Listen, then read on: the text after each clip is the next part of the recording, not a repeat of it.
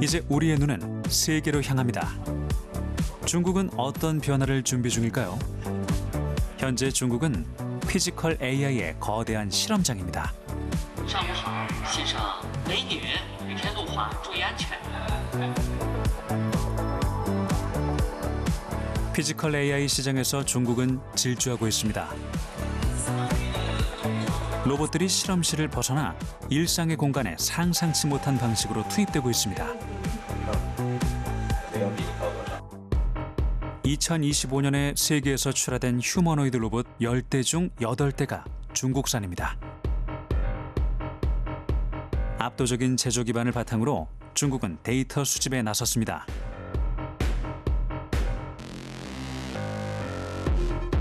중국의 전략은 단순하지만 강력합니다. 압도적인 데이터 양에 승부를 걸었죠. 최근엔 훈련 센터를 세워 작업 데이터를 축적 중입니다. 이 거대한 데이터는 무엇을 위한 준비일까요?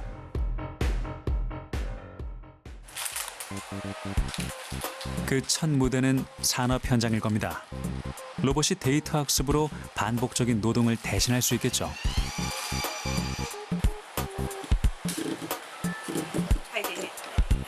하지만 아직 만족할 수준은 아닙니다. 대량의 데이터를 모으는데도 왜 이들의 동작은 미숙하기 짝이 없는 걸까요? 작년에 이제 유비테크라고 중국 업체인데 전 세계적으로 이제 세계 3위 정도 되는 휴머노이드 업체예요. 거기에서 실제 휴머노이드를 공장에 집어넣어서 실제 숙련자하고 비교를 해봤어요. 숙련자의 그 노동 스킬하고 비교했을 때 얼마나 되나를 비교했더니 30에서 50% 정도는 비슷하게 하더라라는 거고요. 그러니까 아직도 갭이 이제 많이 있다는 거고, 그래서 그 사람들이 이제 목표로 하는 게 80%가 한 3, 4년 후에 80% 정도 될 거다라는 거고, 그럼 100%를 달성하기 위해서는 한참 많은 시간이 걸릴 수도 있어요. 저희가 이제 그 롱테일 프로블럼이라고 말을 하거든요. 그러니까 꼬리가 길다라는 것은 이제 어느 정도 80%까지는 뭐 빨리 만들 수가 있는데 그 나머지 20%를 완성하기까지는 뭐 10년, 20년이 더 걸릴 수도 있다는 거죠. 그동안 우리의 로봇 인턴도 목표를 향해 달려가고 있었습니다.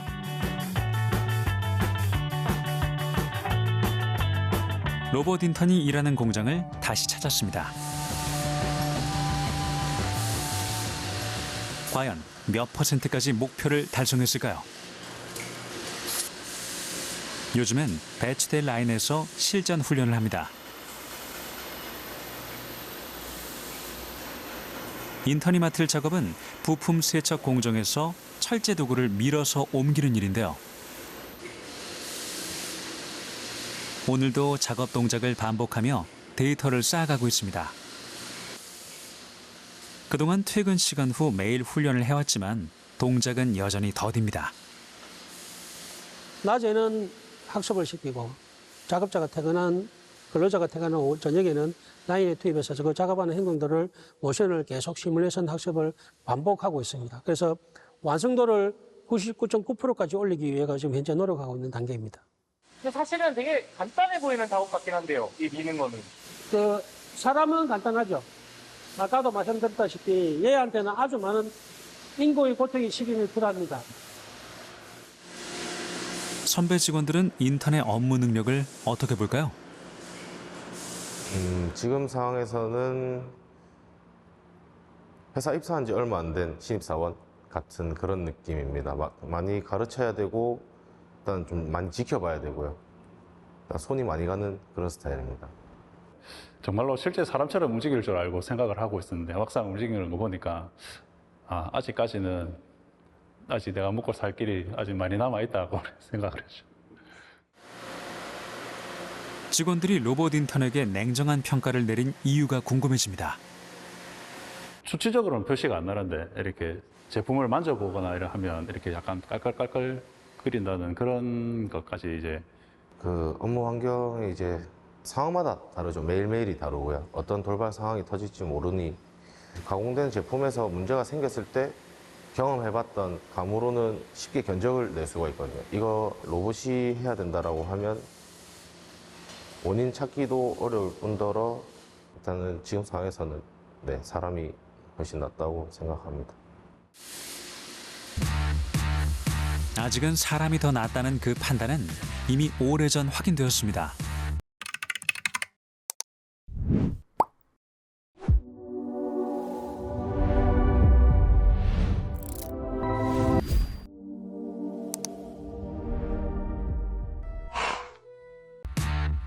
(2017년) 세계에서 가장 과감하게 자동화를 추진했던 한 공장에서 경험으로 입증했죠. 미국의 한 전기차 업체. 이곳의 최고 경영자는 인간이 직접 조립하지 않는 공장, 기계가 기계를 만드는 공장을 완성하겠다고 선언했습니다. 그리고 그는 사람 없는 공장을 만들어 나갔습니다. 하지만 생산 라인은 가다서다를 반복했습니다. 주당 5,000대를 생산하겠다는 목표를 세웠지만 실제 생산량은 목표치의 겨우 3.7%에 그치고 말았습니다.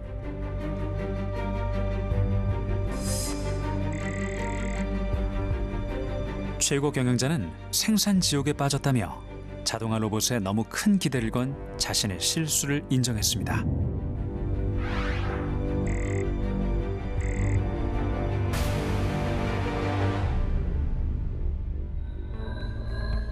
결국 생산 라인은 다시 사람들로 채워졌습니다. 그로부터 8년이 지난 2026년, 자동화 로봇에 기대를 건 또 다른 자동차 회사가 있습니다. 2028년에 자체 개발한 로봇을 자동화 공정에 투입하겠다는 계획을 발표했습니다. 어떤 공정에 투입할까요? 자동차는 대략 4단계 공정을 거쳐서 완성됩니다.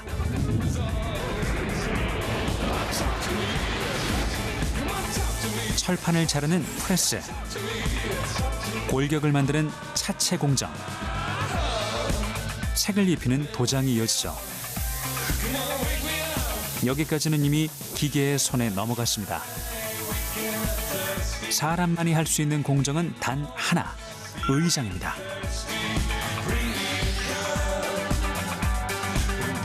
의장은 노동자가 좁은 공간에서 배선을 연결하고 시트를 넣고 조이는 등 사람의 손이 직접 닿아야 하는 공정입니다. 작업 공정은 대단히 복잡하고 난해합니다. 각종 우리가 작업 공정에 들어가서 부품을 조립할 때는 다양한 어떤 각도, 작업에 대한 숙련 이런 것들이 필요하거든요. 보면 볼트를 쪼을 때는 그에 대한 어떤 토크도 또 나와야 되고요. 네. 조립 공정에서 우리 노동자들의 어떤 숙련된 어떤 손기술, 그런 노하우 이런 것들하고는 좀 차이가 있다. 시트만 해도 이제 어깨를 넣어서 이제 손 감각으로 이게 잘 들어갔는지, 안 되면 살짝 들어 올려 봤다가 비틀어 봤다가, 그렇게 그 아주 미세한 보정 작업들을 계속 하거든요. 예. 이런 것들까지 자동화를 할 수 있었다면 이미 다 했겠죠. 예. 하기 싫어서가 아니라 할 수 없어서 못한 공정이라고 생각합니다. 예. 섬세한 손기술은 로봇에게 정말 불가능한 것일까요? 그렇다고 숙련이 사람이 그 로봇이 절대 따라갈 수 없는 어떤 성역의 것이냐 이렇게 생각은 하지 않고 있어요. 다 저는 분해가 될 거라고 생각합니다. 숙련이 필요한 이런 매니플레이션도 물론 그런 식으로 복잡한 방식으로 풀릴 수 있지만 안 풀릴 수 있는 건 아니다. 그럼 로봇이 숙련공처럼 일하려면 먼저 어떤 문제가 풀려야 할까요? 어떤 한계를 극복해야 할까요?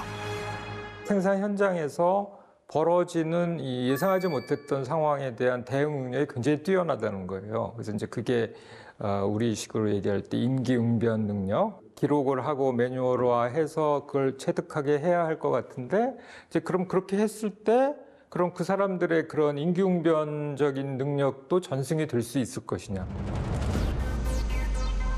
노동하는 로봇을 위한 마지막 관문인 인간의 임기응변. 수치화할 수 없는 이 능력을 기계가 이해할 수 있는 데이터로 옮길 수 있을까요?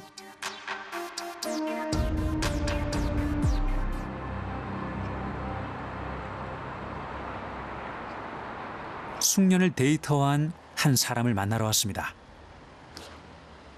은퇴자 성치환 씨가 그 주인공입니다. 1977년 현대자동차에 입사해서 현장에서 작업자 생활을 하다가 조장, 반장, 계장을 거쳐 관리직인 과장, 차장, 부장까지 승진하게 되었습니다. 퇴사를 앞둔 그에게 마음에 걸리는 한 가지가 있었습니다. 그 선배들이 수십 년 동안 갈고 닦았던 노하우가 퇴직과 동시에 거의 사라져 버립니다. 거의 사라져 버립니다. 그는 선배들이 가진 숙련의 노하우를 후배들에게 전승하기 위해서 아카이브를 만들었습니다.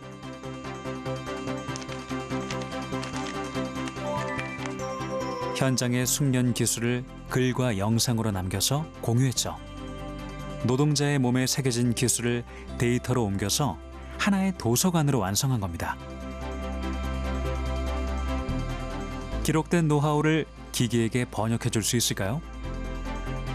로봇은 사람의 데이터를 배워서 현장에서 쓸 수 있을까요? 당연히 돼야 되고 적용이 잘 돼야 된다고 보는데 안 그러면 뭘로 하느냐 이거죠. 뭘로 할 거냐 이거죠. 숙련, 지식 이거의 몇 %까지 구현이 가능할 거라고 보세요? 그래야 한 7, 80%. 7, 80%, 나머지 20, 30%는 글로 표현하는 건 요 수준밖에 안 되고 행동하라 하면 자기가 한다는 얘기예요. 소리도 마찬가지. 어떤 사람은 앵이라는 소리가 나는 걸로 표현할 수 있고 어떤 사람은 잉 이렇게 표현도 있고 사람마다의 개인차 이런 것들을 표현하기가 굉장히 까다로운 그런 한계가 있습니다. 그러니까 유튜브라든지 텍스트라든지 이런 데이터는 엄청나게 많잖아요. LLM 같은 경우는 텍스트 기반으로 다 학습을 했잖아요. 이제 비디오하고 촉각하고 이런 멀티모달 데이터라고 말하는 거, 그걸 가지고 로봇을 학습하는 데는 아직 데이터가 많이 없습니다. 충분히. 그 로보틱스의 거장이라고 하는 분들이 로보틱스는 아직 데이터가 10만 년 정도의 데이터 더 필요하다 이렇게 말을 하고 있거든요. 그 정도로 아직 이제 갭이 엄청나게 많이 이제 있는 거다라고 말씀드릴 수가 있겠습니다. 데이터의 격차가 좁혀지면 로봇은 지금의 한계를 넘어설 수 있을까요? 어쩌면 이곳에서 힌트를 얻을지 모릅니다. 이 귀여운 로봇에게서요. 바로 축구 로봇 타비입니다.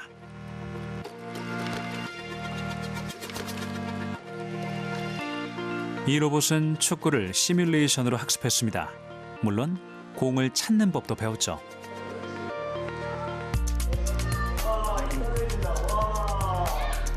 오늘은 어린이 축구단과 함께 연습에 나섰습니다. 슬슬 몸을 푸는 로봇. 가벼운 패스로 시작합니다. 드디어 기회가 왔습니다.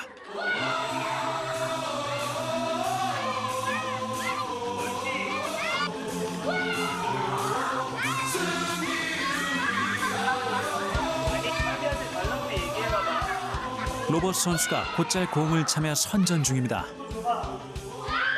많이 잘했어요. 저 발을 진짜 패스할 때 진짜 세게 찼어요. 저 공이 말랑말랑한데도 아예 발이 아팠어요. 타비가 혼자 와서 먼저 연습으로 공을 차는 모습을 몇 번 봤을 때 공의 강도라든지 공을 맞추려고 움직이는 행동은 그 부분은 정말로 깜짝 놀랐던 것 같아요. 로봇은 언제나 공에서 시선을 떼지 않았습니다. 이번엔 로봇이 전시장에 나타났습니다. 장소를 불문하고 열심히 공을 찹니다. 여기서도 실력을 발휘할지 확인해봤습니다.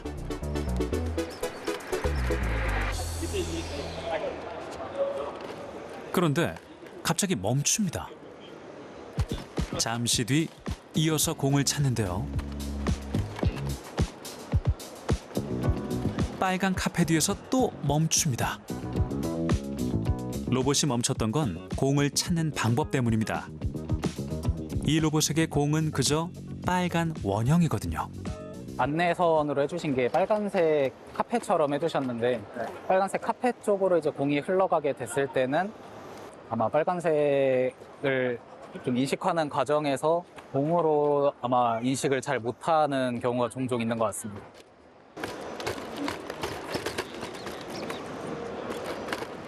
로봇의 세계에는 공이 없습니다. 빨간 원형의 목표물이 있을 뿐입니다. 이처럼 사람이 별 생각 없이 보고 찾는 것도 기계에겐 때론 복잡한 문제가 됩니다. 사람의 수준에서는 되게 일상적으로 생각할 수 있는 행동들이 로봇에 이제 휴머노이드에 적용을 한다고 했을 때 굉장히 좀 고차원적인 문제로 다가오기 때문에 이 로봇만의 문제는 아닙니다. 지능을 가진 기계라지만 어이없는 실수를 하곤 하죠. 사람에겐 간단한 일이 왜 기계에겐 어려울까요? 그 이유를 뇌와 인공지능을 연구하는 전문가에게 물었습니다. AI는 내가 구현하고자 하는 기능이 있어요. 그래서 어떻게 하면 그 기능을 잘 구현할 수 있을까 디자인을 하고 그 목적을 달성했는지 체크한 다음에 수정하는 방식이죠. 근데 생명체가 진화한 방식은 우리가 보통 어떻게 이야기를 하냐 하면 어떤 목적이 있어갖고 그 목적을 더 잘 달성하기 위한 형태로 바뀌었다가 아니고 일단은 굉장히 다양한 것을 추구해 봅니다. 다양한 종이 생기고 다양한 행동을 하고 근데 그 중에서 가장 이 환경에 잘 맞는 것이 그냥 살아남는 거거든요. 인간의 자연스러운 지능을 기계에도 구현할 수 있을까요? 문제는 인간에게 너무 당연한 능력일수록 어떻게 가르쳐야 할지 모른다는 겁니다. 가장 기본적인 거는 사람이 어떻게 그걸 하는지 우리가 명확하게 알고 있지 못해서 그런 것 같아요. 우리가 뇌에 대해서 알고 있다라고 했을 때 상당히 부분적이거나 상당히 불완전한 지식인 경우가 많습니다. 뇌모사 인공지능이라고 하는 거는 사실은 불완전한 표현인 거죠. 우리가 자연지능이라는 말을 예전에 안 썼던 이유는 지능이라는 말 자체가 너무나 당연하게 자연지능이었기 때문에 그런 것 같아요. 이미 인간은 복잡한 계산과 기록, 고도의 추론에서 기계의 상대가 되지 못합니다. 하지만 걷는 것, 물건을 짚는 것, 사물을 다루며 보고 느끼는 것, 인간이 아무렇지 않게 해내는 익숙한 일들 앞에서 기계는 어이없게도 번번이 길을 잃습니다. 이렇게 사람과 기계의 지능은 서로 다른 강점을 지니고 있습니다. 오래전 로봇 공학자가 이미 예견한 것이었죠.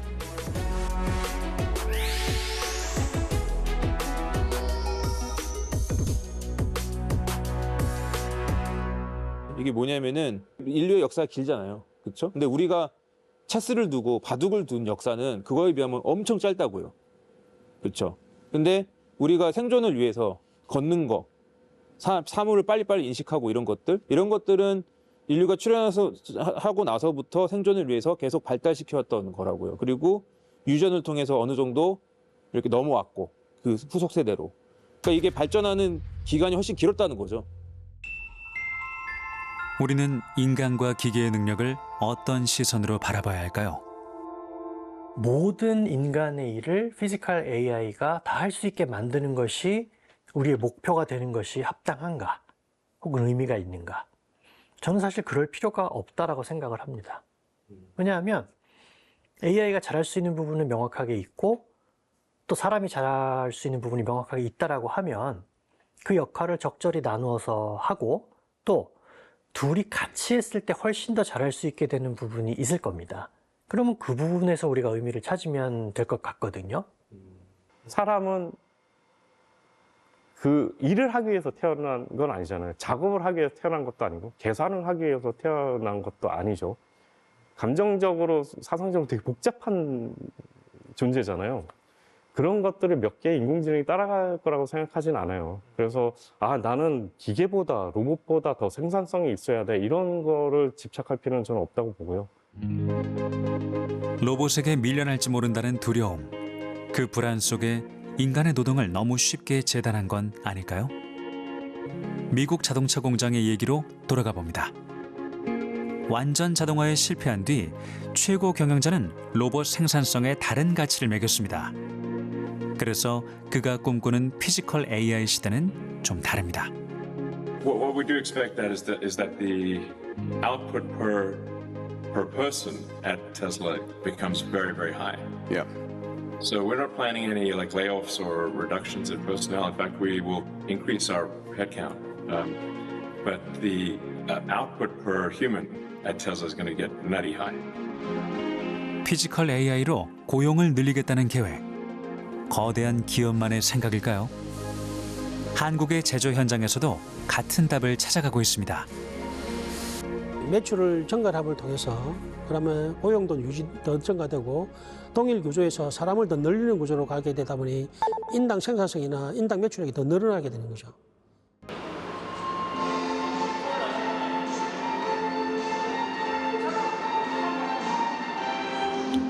자, 오늘 저희 회사에 아주 특별한 신입사원이 왔습니다. 이름은 윤용이라는 친구고요. 사업증을 전달해 주도록 하겠습니다. 6월 1일 입사한 우리 친구 로봇 휴머노이드 윤용에게 큰 박수 부탁드립니다. 열심히 하자, 열심히 해. 마침내 로봇 인턴이 수습을 마치고 당당히 신입사원으로 입사했습니다. 우리 휴머노이드 로봇 윤용은 6개월 동안 피칭을 거쳐서 현장에 투입이 되었고요. 여러분들이 많이 가르치는 좋은 친구가 됩니다. 그래서 자, 하나, 둘, 셋 하고 파이팅 하나 합시다. 자, 하나, 둘, 셋, 윤용 파이팅!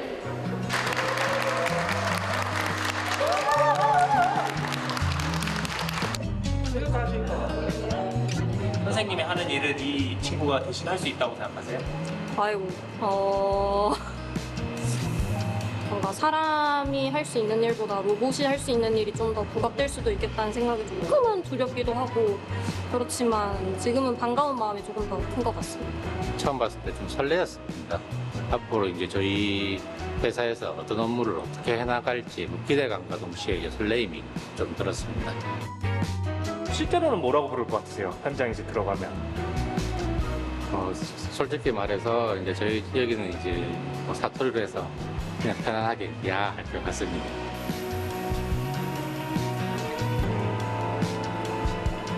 피지컬 AI는 인간을 닮아오고 있습니다. 그러나 닮을수록 인간과의 차이는 더 선명해집니다.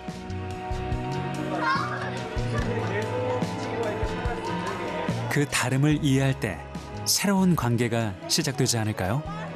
공존이란 이름으로.